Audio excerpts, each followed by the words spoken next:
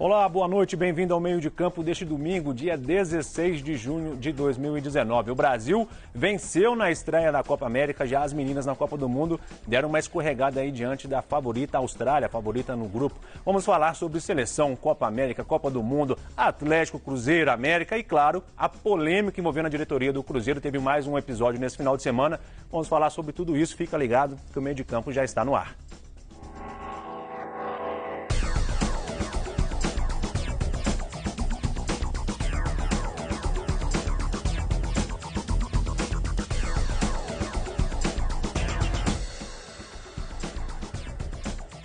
E eu estou aguardando a sua participação. Mande sua mensagem para a gente aqui, que é muito importante a gente saber o que você está pensando. Mande suas perguntas para os nossos convidados. Você pode participar pelo WhatsApp, o número é 31 99343 7448. Pelo Facebook, pelo Twitter, YouTube. Tem várias opções para você participar conosco. Vamos conhecer os nossos convidados da noite, enquanto você manda sua mensagem, começando com Ana Paula Moreira. Boa noite, Ana Paula, obrigado pela presença. O Atlético encerrou para essa parada na Copa América melhor do que você esperava que ele poderia? Olha, do jeito que estava vindo, boa noite, né, primeiramente, para todo mundo aí.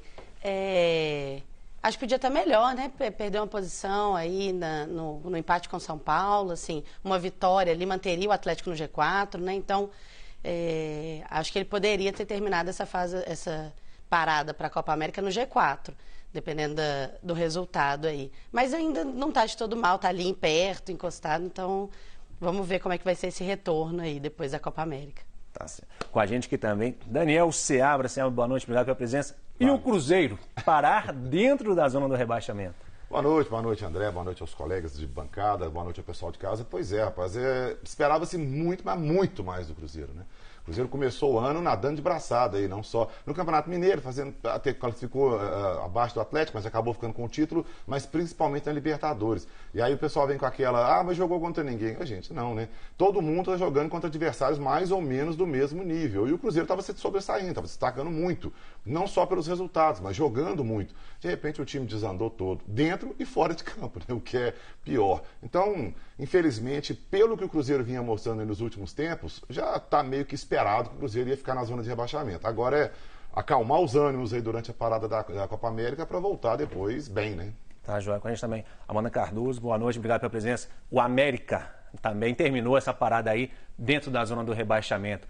Preocupa muito a situação do América para você no campeonato? Boa noite, um prazer estar aqui com vocês. Com certeza é preocupante. Acho que o América precisa ir quanto antes retomar a linha, porque já demonstrou que potencial para isso, né, para a Série B, existe individualmente para os jogadores que hoje compõem a equipe do América, mas é preciso abraçar o planejamento que foi feito, principalmente agora com a entrada do treinador, né, o Barbieri, com certeza precisa o quanto antes colocar essa galera na linha, porque o campeonato é longo, mas requer muita atenção e muita dedicação do início ao fim. Para colher bons frutos, precisa o quanto antes retomar a linha. E aqui, aproveitando para o José Augusto Toscano, eu vou passar aqui um comentário do Cleiton Lopes, mandou: o América está no lugar dele, que é a Série B. Se está ruim para o Galo, imagina para o Cruzeiro. Você acha que o lugar do América é a Série B mesmo, Toscano? Ou o América já teria um patamar de ser um time de Série A? Um abraço, André, um abraço ao telespectador, é sempre um prazer estar aqui, um abraço aqui à turma que está com a gente, né? Só porque sou gordo eu vou falar com a gente. Na verdade, só o América... Você, tá? Só muito obrigado, porque pelo menos eu assumo, né, Daniel? Eu acho que o América está no lugar dele porque fez por isso. O América, essas duas últimas passagens, relâmpago, pela Série A, provou que o América se preocupou em ganhar a Série B e não se preparou para ficar na Série A. O meu receio é que, pelo que demonstrou até agora, não só pela posição dele na tabela, é que se ele nesse ano não vai quebrar esse estigma e voltar à Série C. Eu acho que esse que é a grande preocupação. O América tem estrutura, tem condição de... Está aqui o nosso querido Silvio, vocês não estão vendo, mas tem aqui um torcedor nato do América, uniformizado inclusive.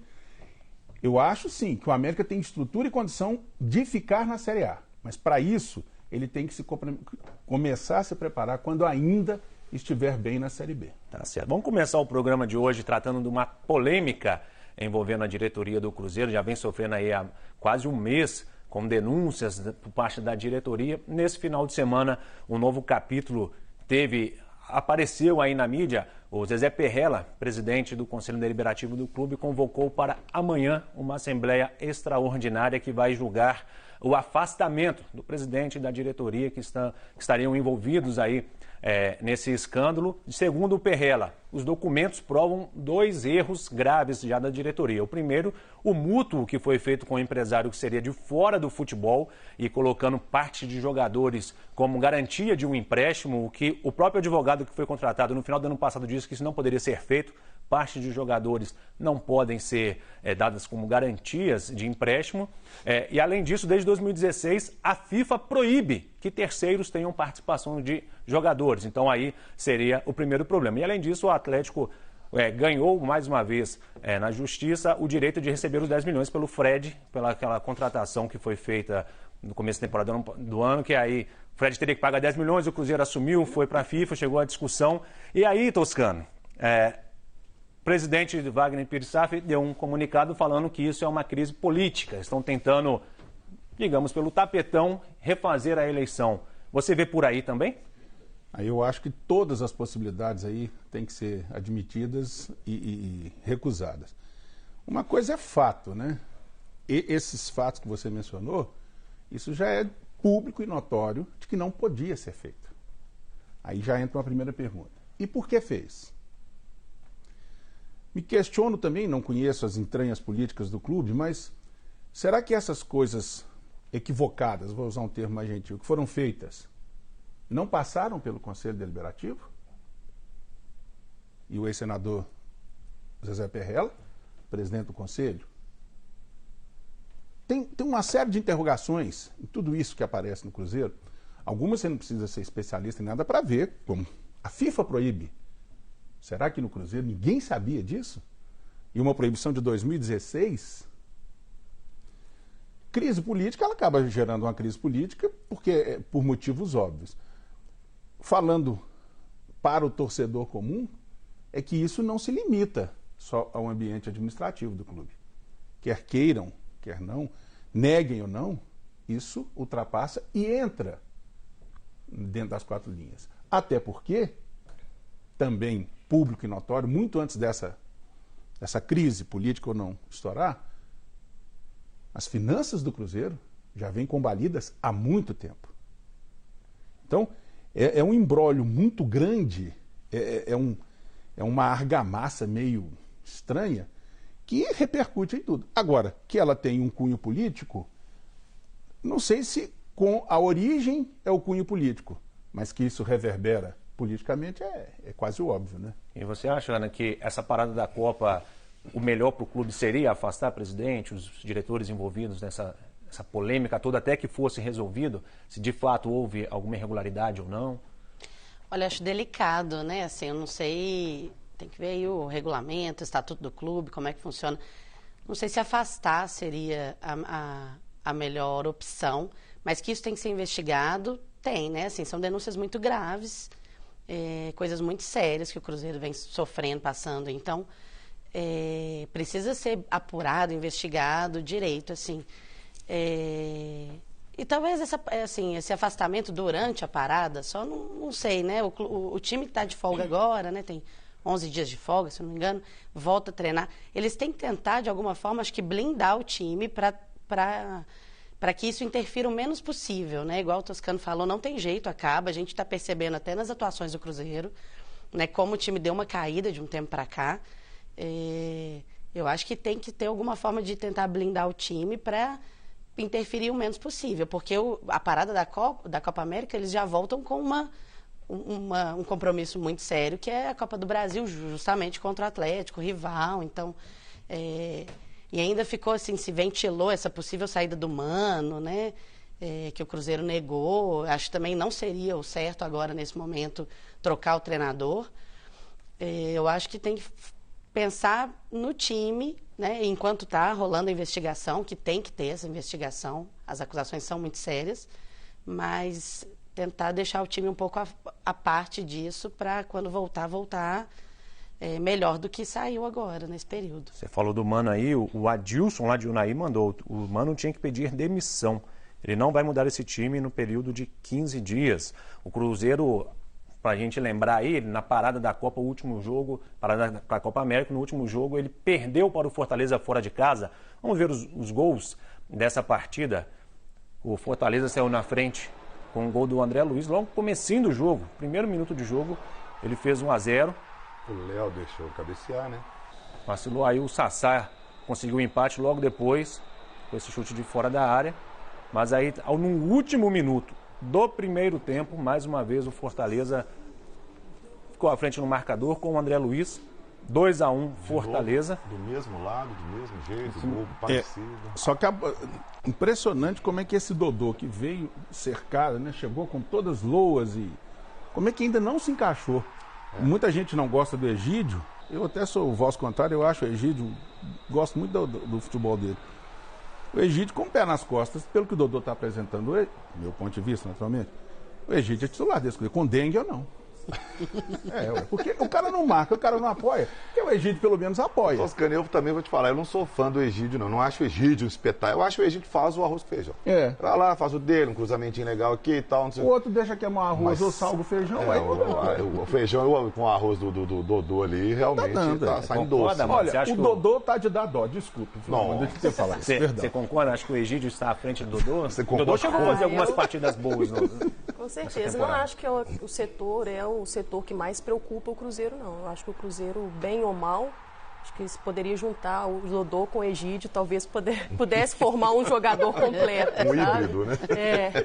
Mas assim, eu acho que eu consigo enxergar outro jogador numa outra posição que para mim rende muito menos do que o Dodô. Para mim o Ariel Cabral não é jogador para ser titular na equipe do Cruzeiro. É um jogador, eu até comentei isso durante a semana, possa ser até um leão de treino. Aquele jogador que treina muito bem, que aparece longe dos holofotes. Porque dentro de campo ele pouco produz e o que produz é insuficiente para colocar como titular. Acho que o Cruzeiro precisa se resguardar porque tem ali jogadores da posição que possam se encaixar melhor, jogadores mais jovens, mais inteligentes, porque o meio de campo precisa de inteligência. E o Mano Menezes está batendo a tecla, insistindo para mim com o Ariel Cabral. Só uma coisa sobre o Cabral, eu concordo com você. Eu acho que o meu titular também seria o Lucas Silva, né? Como eu acho que é da maioria da torcida que está. Eu estava trabalhando no jogo, se eu não me engano, você estava nesse jogo também, lá do meu lado. Não lembro do jogo do Cruzeiro qual que foi. Mas eu acho que o que a torcida faz às vezes, não é só a torcida do Cruzeiro, não, né? A torcida do Atlético, todas as torcidas, pegar um jogador para Cristo, com 10 minutos de jogo. Sinceramente, gente, olha, o Ariel Cabral não é o jogador? Não, beleza, ok, concordamos. Mas ele está lá. Então, sabe, não adianta, o cara toca a bola, só ele. O Egídio foi assim, no Atlético o Patrick era assim. Sinceramente, eu acho que isso não acrescenta em nada. Isso simples, o time já está uma draga, o Cruzeiro já está caindo para as tabelas. Né? Um time jogando nada fora de campo, uma coisa horrorosa, e ainda com vaia em um jogador. Poxa, espera acabar o jogo e vai a todo mundo, xinga, manda o mano, não sei o quê. Mas durante o jogo vai desestabilizar a coisa toda. Pra quê? O que isso vai acrescentar no time? Você citou o Patrick aí. Vamos falar então do Atlético, que o Atlético jogou com o São Paulo no meio da semana e o Patrick foi bem. Foi bem. Eu sou um defensor do Patrick aqui. O Patrick foi bem. Vamos ver os gols do empate do Atlético e São Paulo. Aí o gol do Atlético foi necessário o VAR para validar esse gol do Alejandro. O Igor Rabelo ele escora de cabeça ali. O Dodô tenta tirar. A bola resvala na perna do Dodô. Uma observação, ele levou 5 minutos para olhar a tela. Gente, quem acompanhou pela TV, você via que o que poderia dar margem à dúvida é se a bola desviou ou não no zagueiro. Mas só que a regra mudou desde o dia 1º de junho. Aí eu tô vendo, me permita aqui, esse gol do Pato aí, pra mim, houve uma desatenção muito grande aqui do sistema defensivo da Atlético, desde o início da jogada lá. Deixou o Nenê fazer o que quis ali. E o Nenê, que não é mais Nenê, né? Parei. Hoje tá difícil, hein, Olha só, você pega o lance ali, o cara já falou assim, a partir do 1º de junho é uma nova jogada que iniciou. A gente presume que os árbitros receberam esse ensinamento. Foi a primeira partida do Vaden como árbitro principal. Até então, em 9 rodadas do Brasileiro, ele só tinha atuado como VAR. E quase todos, inclusive, né? Porque tudo é jogo que eu trabalho, ele é o VAR lá. Então, putz, a gente que viu pela televisão, viu lá, desviou. Então, quer dizer, é jogo rápido, pá. E aí você vê na Copa do Mundo Feminina, o VAR tá tendo uma atuação sensacional. Até pro telespectador, o jogo, a avaliação do lance. E rapidamente, tal, quando precisa lá...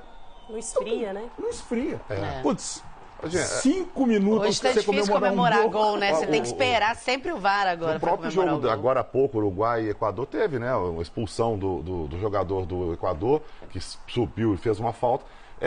Eu acho que todo mundo é favorável, pelo menos Sim, claro. pela justiça do futebol, né? Você ganhar um campeonato ou perder um campeonato por um erro de arbitragem é duro, né? Então eu acho que todo mundo é favorável. Agora, precisa ter um pouco mais de agilidade nas observações, porque eu acho que os árbitros, às vezes, eles ficam inseguros. Eles vão estão lá deixando no o VAR apitar. Ele vai lá no VAR e olha. E o árbitro estão deixando o VAR apitar.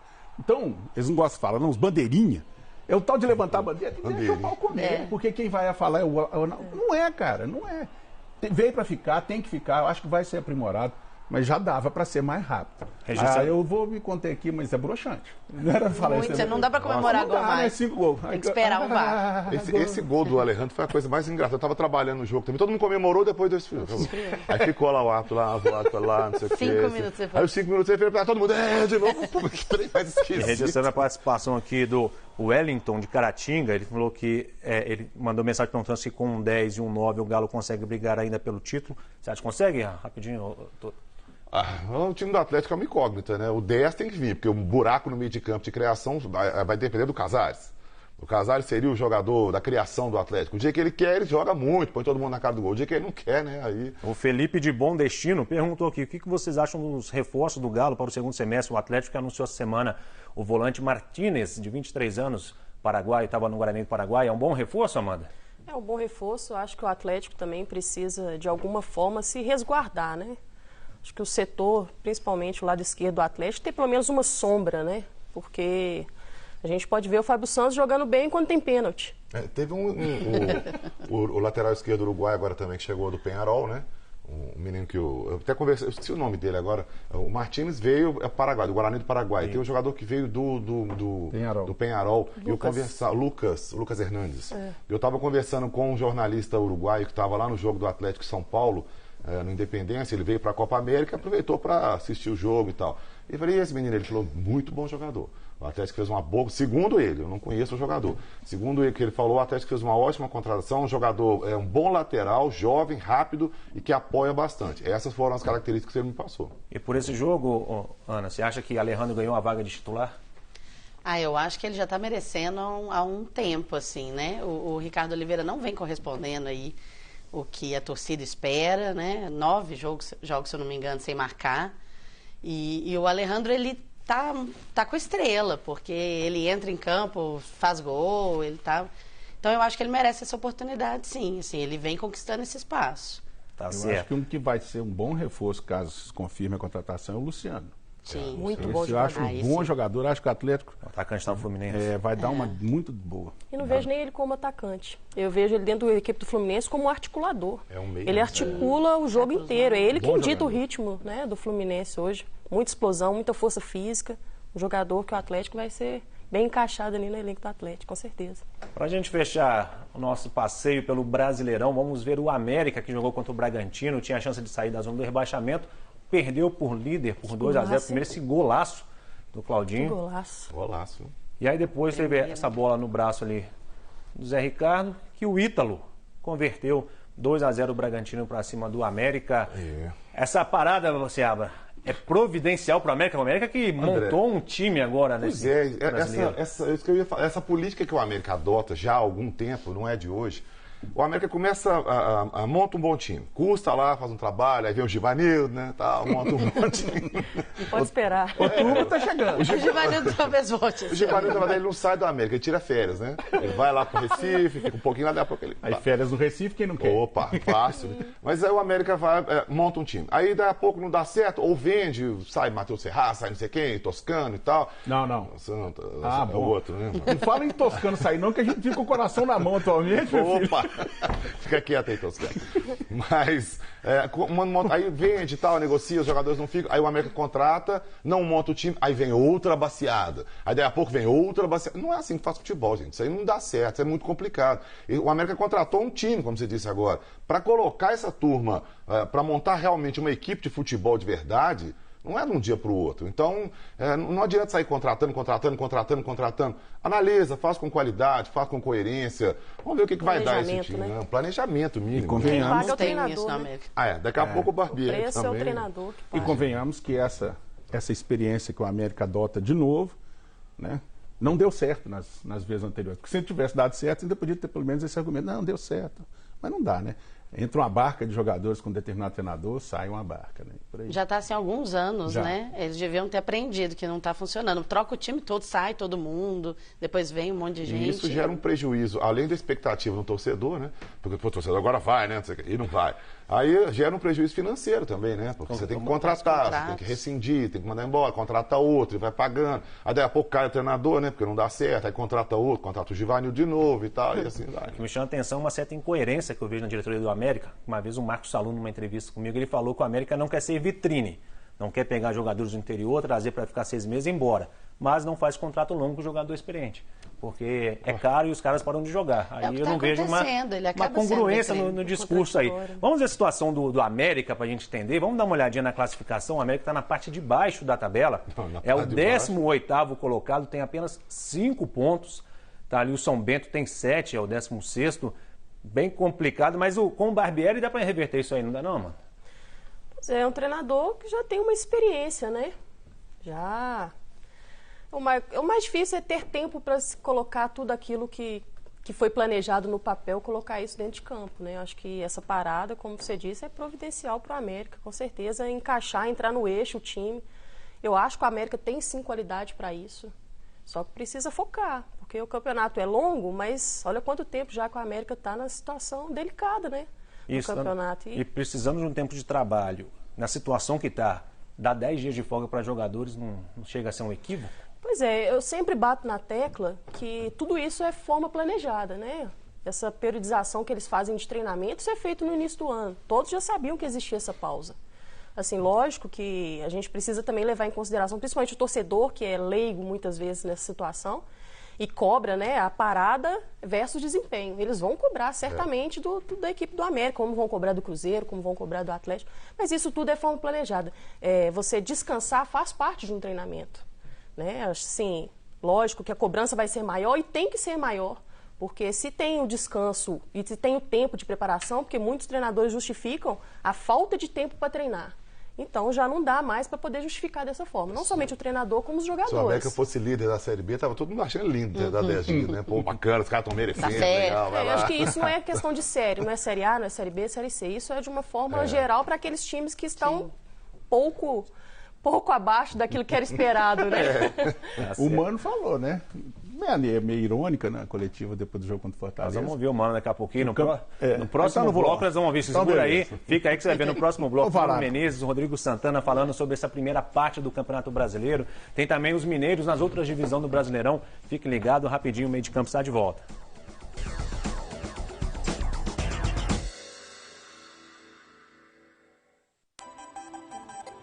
O Opinião Minas é um programa antenado com tudo que acontece na saúde, na política, na educação. Diariamente nós tentamos trazer para a tela opinião, comportamento, informação plural de forma clara e objetiva. Uma coisa que eu gosto muito é de contar a história das pessoas. E eu tenho a oportunidade de trazer para a Opinião Minas exemplos, histórias de superação que são muito inspiradoras para qualquer um. E uma coisa que é muito importante é a participação das pessoas. Eu sinto que eu consigo construir na Opinião Minas um programa junto com o telespectador. Opinião Minas, de segunda a sexta, 8h45 da manhã. Rede Minas. Fale conosco. 31 3254 3000.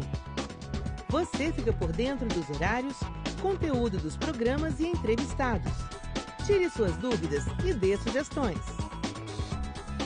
31 3254 3000.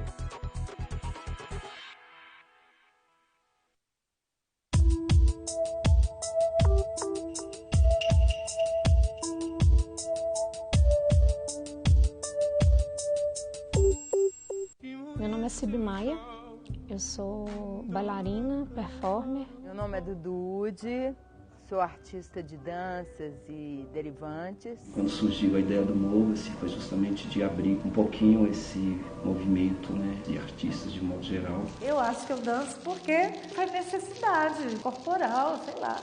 Eu sou Marise Diniz, bailarina, professora de dança. Retratos da Dança, segunda, 15 para as 10 da noite. Reapresentação sábado, 9h15 da noite.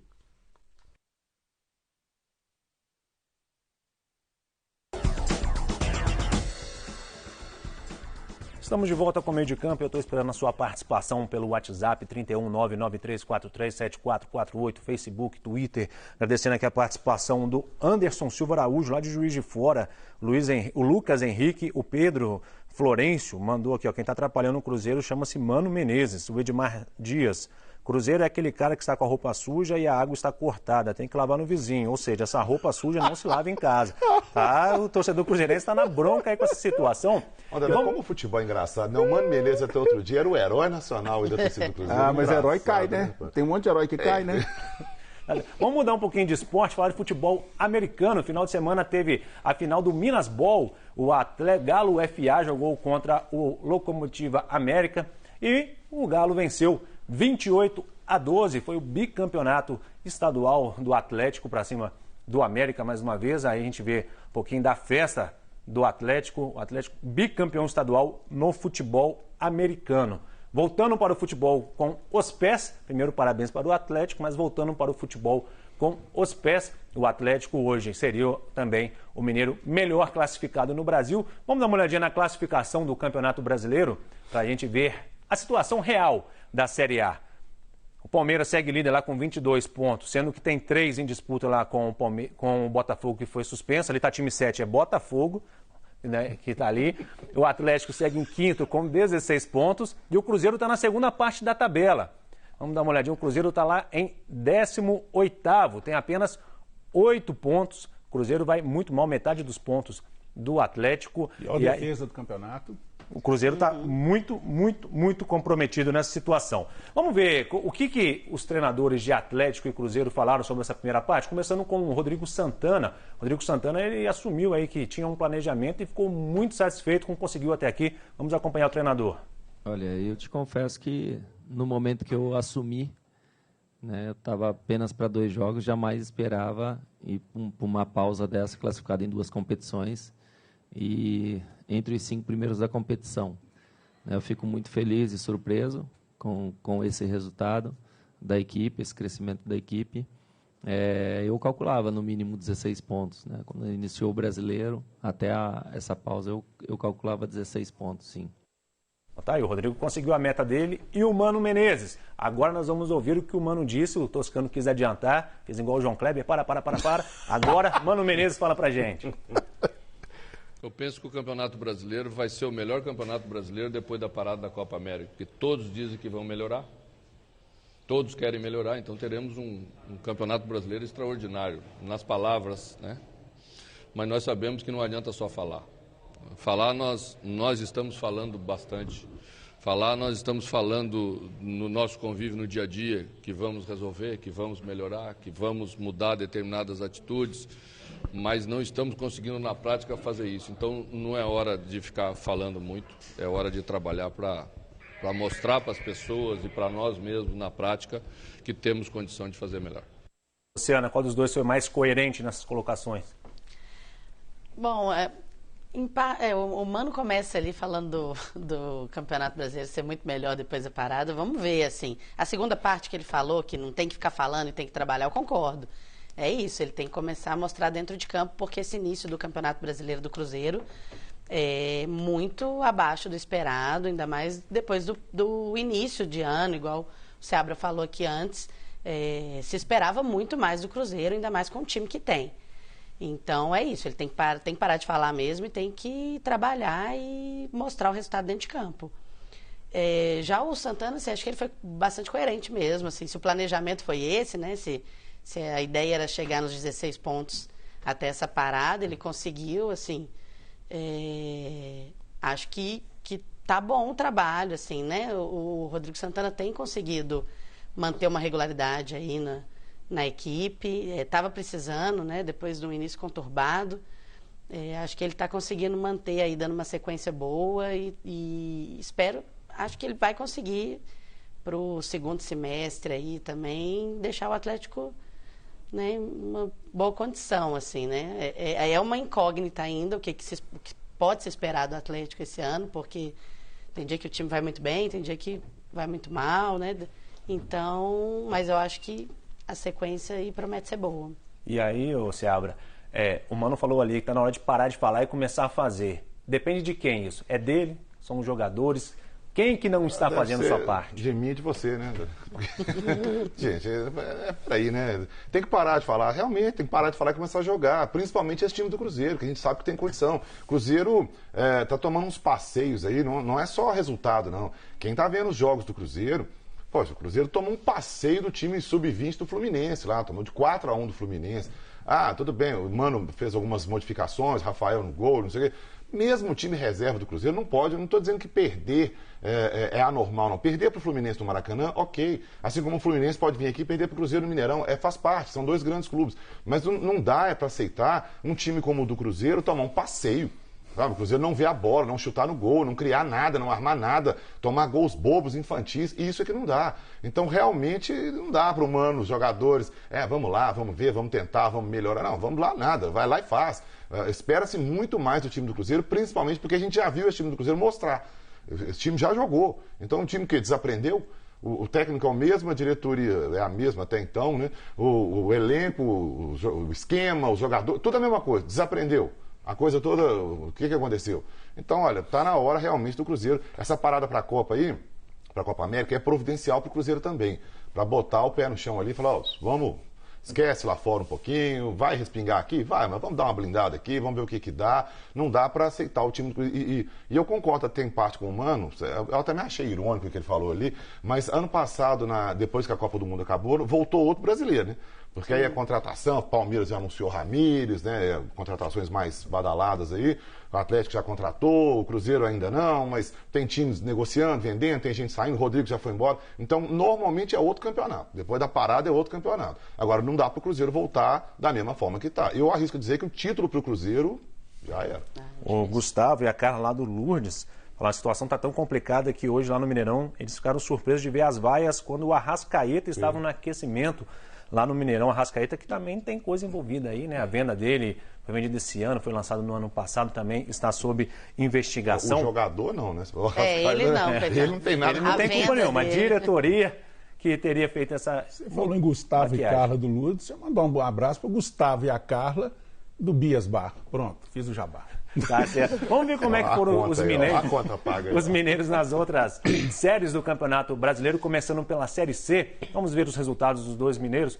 Isso aí é o Série D que entrou aí. O Juazeirense ganhou do Patrocinense por 1-0 com esse Clebson cobrando um pênalti. E aí o Ituano abriu o placar contra a Caldense com Marquinhos. Depois o Correia de pênalti fez 2-0 e aí aos 47 do segundo tempo o Vitor conseguiu descontar ali. A Caldense comemorou esse golzinho aí como um título. A Caldense que não tinha perdido até então no campeonato e agora não tem a próxima fase, tem jogo de volta, não há gol qualificados na Série D, então uma vitória simples tanto de Caldense quanto de Patrocinense, leva a decisão para os pênaltis, vencer por 2 gols de diferença, os mineiros avançam. Na Série C nós temos os resultados, o Boa, ele venceu por 2-1, tá no índice para nós aí, Amanda. O Boa venceu por 2-1 o Ipiranga e o Atlético Acreano estava perdendo por 1-0 para o Tombense, o gol do Judivão, mas conseguiu a virada 2-1. É o Tombense quase aí que entrou no G4, ficou de fora. Vamos dar mais uma paradinha no meio de campo. No próximo bloco a gente fala das competições internacionais. Tem o campeonato lá de Toulon, que o Brasil foi campeão, Copa do Mundo de Futebol Feminino, a Copa América, que o Toscano tanto gosta de falar da CBF. Daqui a pouquinho nós estamos de volta, não saia daí.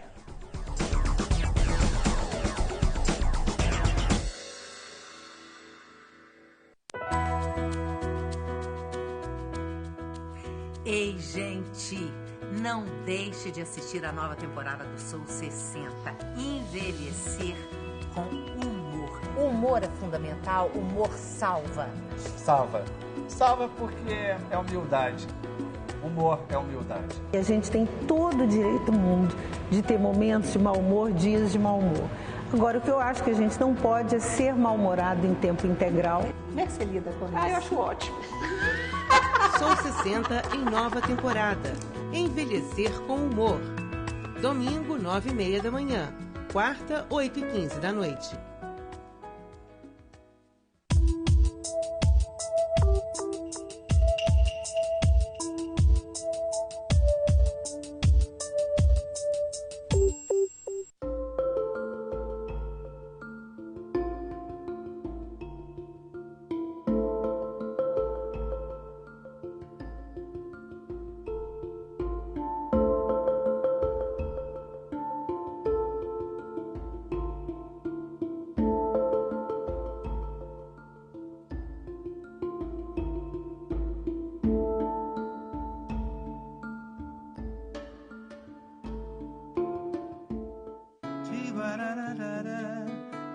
Minas são muitas e ele vive a cantá-las há mais de 3 décadas.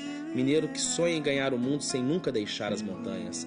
A Hora do Improviso tem a alegria de receber Geraldo Tadeu Pereira Franco, filho de Didico de Souza Franco e de Esmeraldina Rodrigues Franco. Seja muito bem-vindo, Tadeu Franco. Tem duas faces.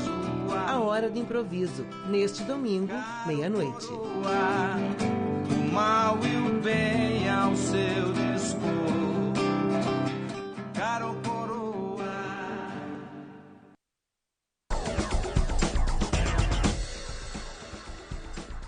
Estamos de volta com o Meio de Campo, esperando sua participação pelo WhatsApp 31993437448, Facebook, Twitter, YouTube. E vamos direto para a França. O Brasil venceu o torneio de Toulon, pegou o Japão na final, competição sub-20. Vamos ver os gols dessa partida. O Brasil saiu na frente com Antony, o atacante do São Paulo, que fez o primeiro gol. Talvez nem volte, né?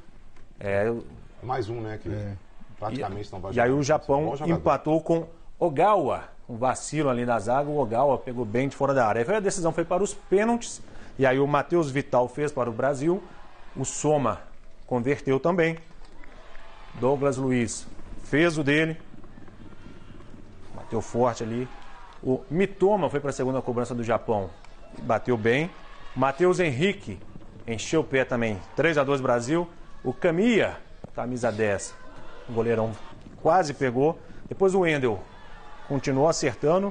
Naganuma fez o quarto. O Lianco fechou a cobrança brasileira, porque o Atati parou no Ivan na última cobrança. E aí o Brasil foi campeão no torneio de Toulon.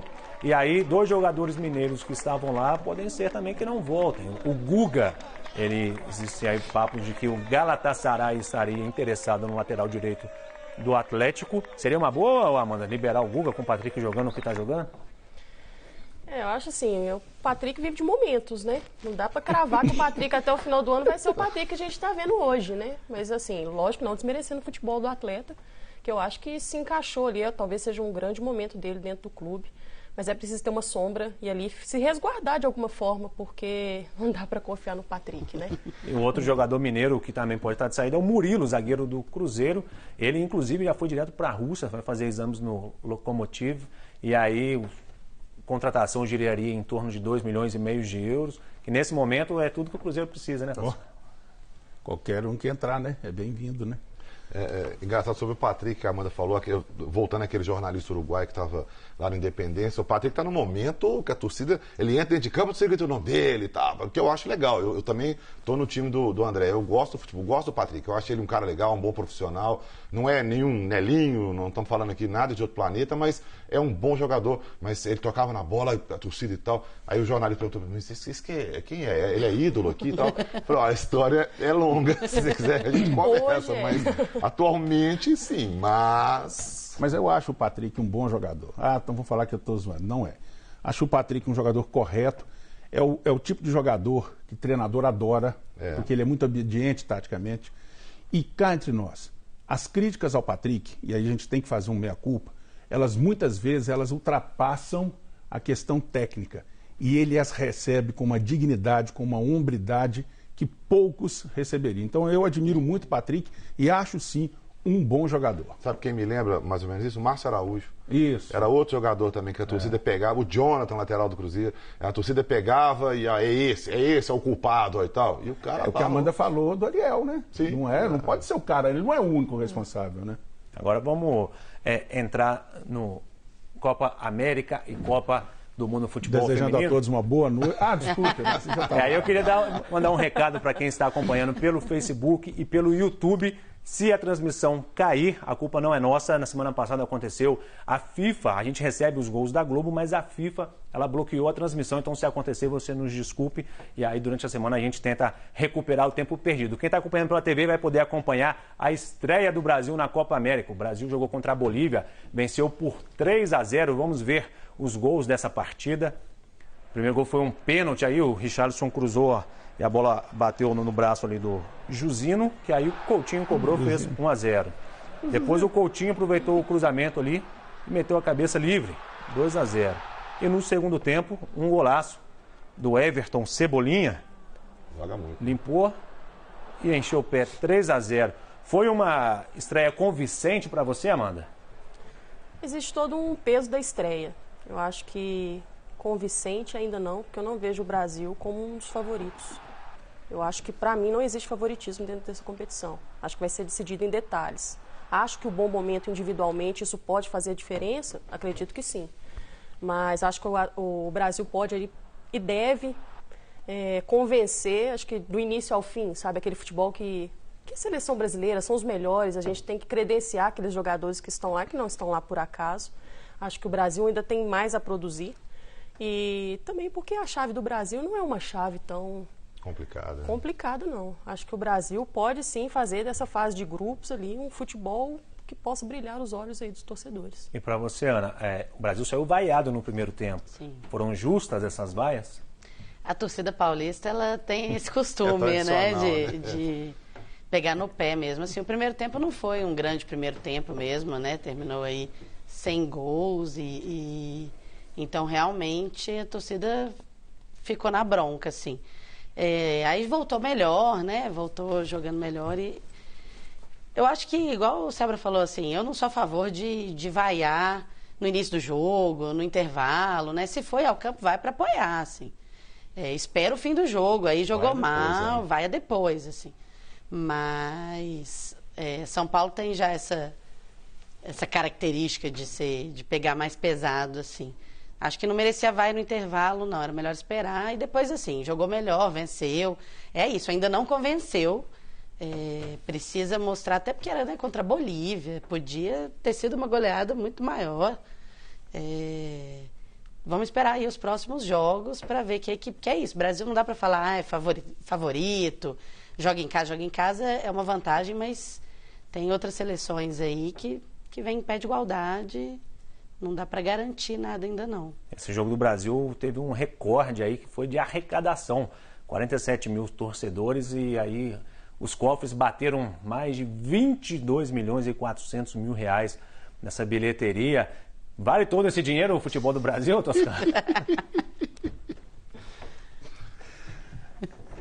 Vai, Amanda, responde para ele. Para, né, André? É um absurdo isso, né? Porque agora há pouco a Lohana, nossa companheira da Rádio Sul, postou, que ela está lá no Mineirão, né? Que apostou o preço que estão cobrando de um copo d'água. Para a CBF, o grande objetivo é esse. O objetivo da CBF tem 47 milhões, foi isso? Foi 22 milhões. 22. Nossa, a CBF está felicíssima. Aliás, reeditou a camisa branca, né? Que o Brasil aposentou em 54, me parece.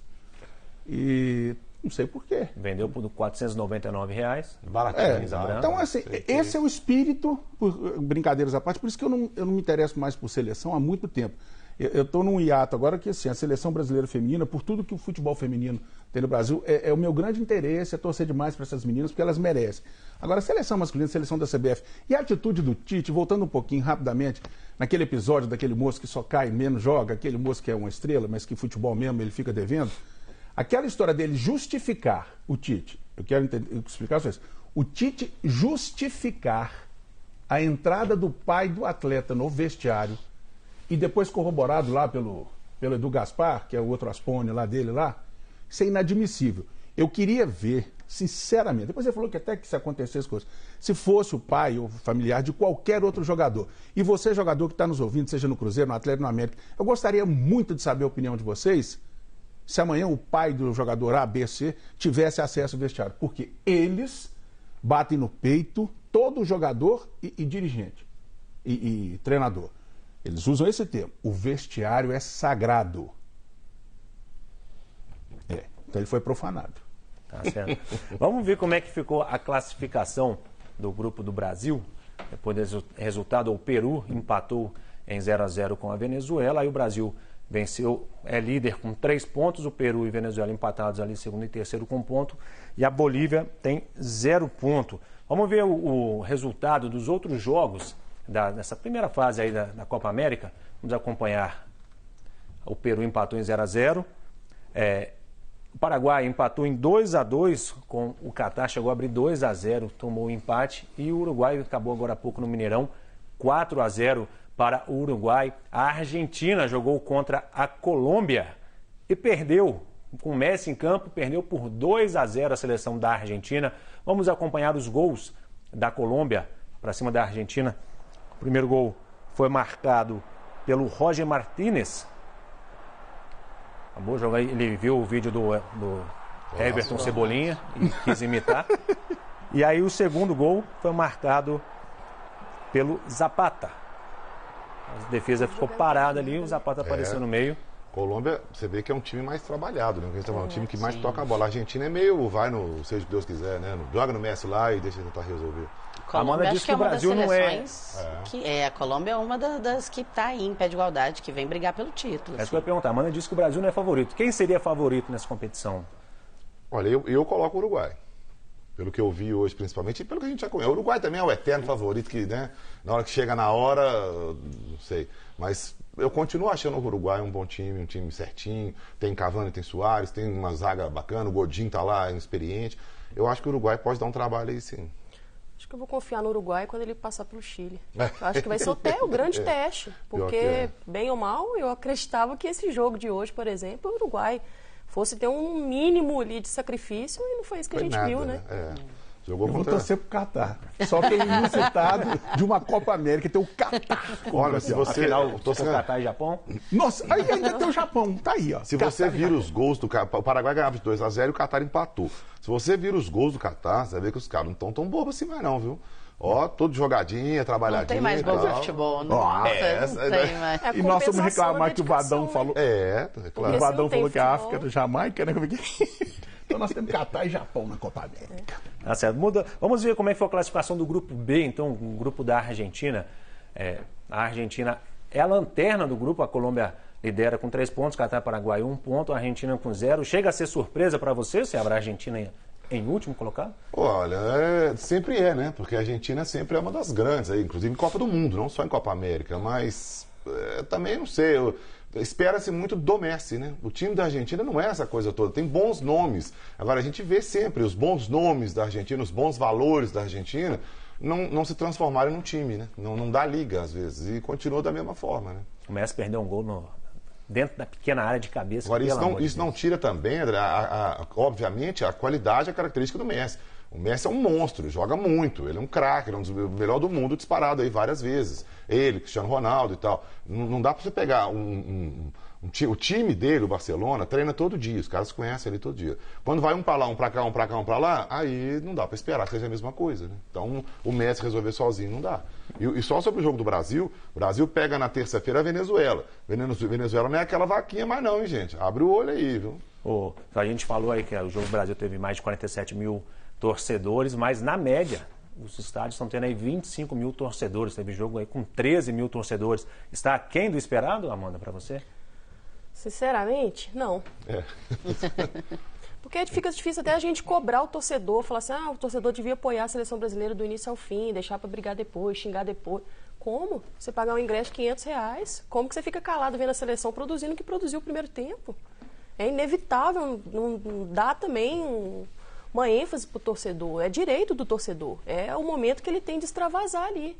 Eu acho assim, se tem poucos torcedores indo ao estádio, não é à toa, precisa ser revisto. Mas eu acho assim, se tornou muito comercial. Acho que ele não está preocupado em trazer o calor do torcedor para a partida, envolver o torcedor com o time. Acho que não é, acho que é mais comercial. Para eles venderem 10 mil, 20 mil ou 30 mil, eles estão vendendo. A sensação que eu tenho é exatamente essa. Como o Toscano falou, da água ao preço do ingresso. Tirando o jogo do Brasil, tivemos aqui hoje no Mineirão, agora há pouco, acabou agora há pouco. 13.611 mil pessoas, Uruguai e Equador. Uruguai tem lá alguns bons valores. Equador, né, uma seleção que, cá para nós, pelo que a gente viu aí hoje, não vai passar da primeira fase, eu acho. Mas preço lá em cima. Domingo, um frio danado, 7 horas da noite. Você vai tomar um refrigerante, comer um negócio. Atraente, né? Tem nada, a televisão passando ao vivo. Pô, sabe? Então, assim, podiam ser feitos alunos de escolas estaduais, municipais, vamos dar aqui uma... Mas só para aqueles que estão mal de nota, né? Se você não for bem de nota, você vai assistir o jogo da sala. É isso, né? É o castigo, né? Castigo. Ou colocar 4 horas da tarde, pensar um pouco no povo brasileiro atualmente, que não está com dinheiro sobrando. Então, se tornar um evento social, né? De alguma forma. E aqui, pense bem, cruzeirenses e atleticanos, hoje, 16 de junho, o cara está guardando o dinheiro dele é pro dia 10 de julho e pro dia 17, que é o que vale. Porque futebol é de clube, né, gente? Futebol de seleção, só se for a seleção feminina. Então, vamos falar de seleção feminina, então. Levantada de bola. Levantou, vou cortar. A seleção feminina jogou segunda rodada contra a Austrália, lá na Copa do Mundo de Futebol Feminino na França, e acabou perdendo também uma virada que não deu para entender. Na verdade, deu, nós vamos comentar. A Marta, Formiga, a própria Cristiane, que já rodou bastante clube, elas sabem, elas são responsáveis por ditar os ânimos das atletas. Eu acho que o Brasil poderia ali ter se resguardado um pouco mais, sabia da dificuldade que estava enfrentando. Acho que o Brasil deixou a desejar para mim nesse ponto. Não saber conter a euforia de acreditar que a qualquer momento poderia fazer mais um. Mas pode fazer mais um, mas pode tomar 2, 3, como tomou. Acho que faltou um pouquinho dessa malandragem, sabe? Principalmente desses jogadores experientes que já sabem, convivem com isso no dia a dia, né? Para elas é mais do que natural.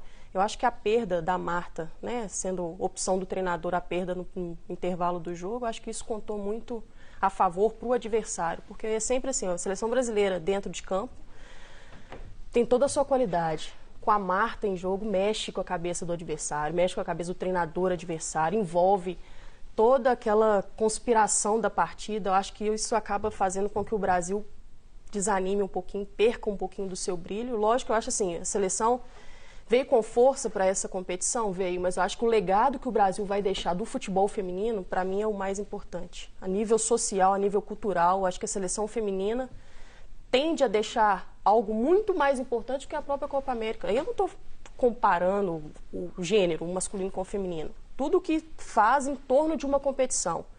Ali elas estão mais preocupadas exatamente com isso, a nível cultural, social, colocar o futebol feminino num patamar onde ele precisa estar e ser visto, do que ficar preocupado em comercializar ingresso, em levar o torcedor com ingresso caro. Acho que isso não é o... Mas seria legal manter, né? Porque durante a Copa do Mundo, por exemplo, a televisão, que está com os direitos da transmissão, nossa, está batendo, está fazendo matéria, foi lá na Marta, foi no treinador da Marta, quem lançou, e que é legal, tem que fazer mesmo. E a audiência foi maior do que a do futebol masculino. Está mostrando os jogos e tal. Agora, isso precisa ser mantido, né?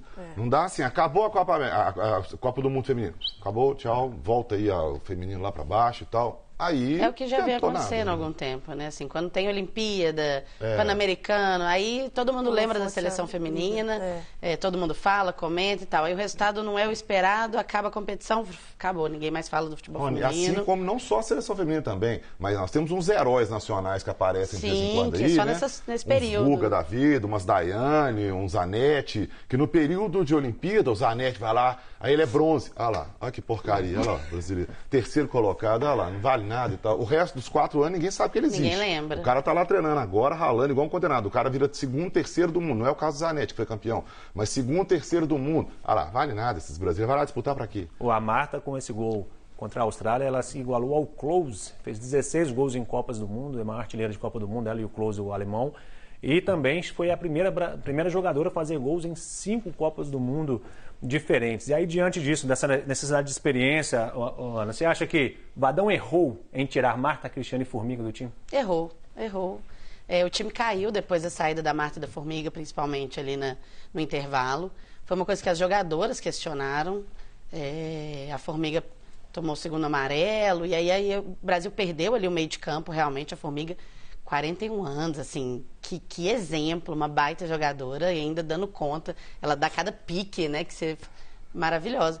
E aí o time realmente caiu, né, assim, deixou se abalar com essas saídas, com o gol no finzinho do primeiro tempo também, acho que abalou as jogadoras, ficou na bronca a torcida, né, a Marta reclamou, assim, bastante da atuação do VAR aí. E a gente falando de VAR, o meu VAR tá falando aqui, ó, tem só mais 2 minutos, o Brasil tá meio enrolado aí para conseguir seguir na competição, ó, a Itália é líder com 6 pontos, o Brasil e a Austrália tem 3, só que a Austrália vai pegar a Jamaica na próxima fase, na próxima rodada, e o Brasil pega a Itália. O Brasil tem que vencer a seleção da Itália. Ou empatar. Mas o regulamento favorece, porque o regulamento são 4 ainda terceiros melhores colocados, né? Então isso, de alguma forma, possa fazer justiça. Não, o Brasil tem chance boa ainda de conseguir a classificação. Pode ficar com um empate, porque foi beneficiado pela vitória dos Estados Unidos hoje. Então, acaba que um empate já dá. Mas o Brasil tem que pensar em vencer, né? E que, para mim, não é o grupo mais forte. O grupo da Alemanha e Espanha, para mim, é um grupo mais forte, que é o grupo B. Acho que o Brasil pode ir...